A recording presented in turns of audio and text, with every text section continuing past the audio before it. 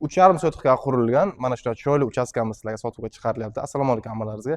Mana bu hozir ko'rib turgan joyingiz uchastkamizning hovli qismi. Bu yerda o'zida yashil zona qilib qo'yilgan va eng asosiysi ledni sanuzor qilib qo'yilgan.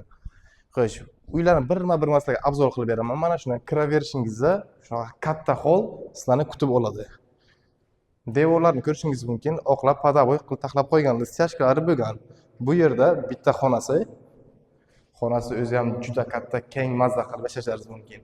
Video yoqqan bo'lsa, like, podpiska bosib ketishni unutmang, sababi bundan keyingilariga ham zo'r va sizlarga variantlarni ko'rsatishni davom etaman. Bu yerda sanuzor uchun joy qilib qo'yilgan. Bu yerda yana bitta xonasi bor. O'zingiz ko'rishingiz mumkin. Xo'sh, keyingi xonalarga keladigan bo'lsak, eslatib o'taman, pastda 4 ta xona va ikkinchi qavatda ham yana 4 ta xonasi bor. Bu yerda yana bitta xonasi va bu yerda esa o'zini mana shuni ajoyib bo'lgan hovlichasi bor. Va podval qismi ham bor. Podvalni ham men sizlarga отдельно video obzor qilib beraman. Xo'sh, ikkinchi qavatga keladigan bo'lsak.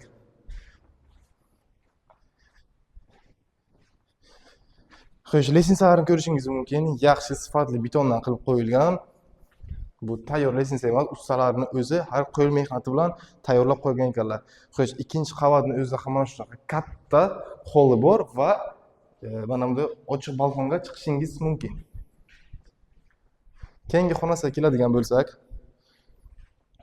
mana bu yer ham juda ham katta. Yana nima kerak sizlarga? Katta 8 ta xona o'ylayman, bu o'zbekning nimasi, o'zbek xalqi uchun 8 ta xonalik uchastka bu zo'r uchastka.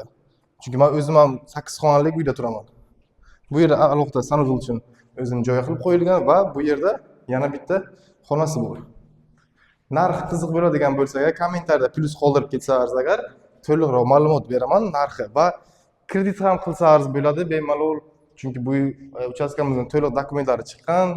Bemalol kelib kreditga yoki naqd pulga xarid qilishingiz mumkin. Kimga qiziq bo'ladigan bo'lsa, pastda nomer qoldirib o'taman. Bemalol telefon qilsangiz agar batafsil ma'lumotga ega bo'lishingiz mumkin.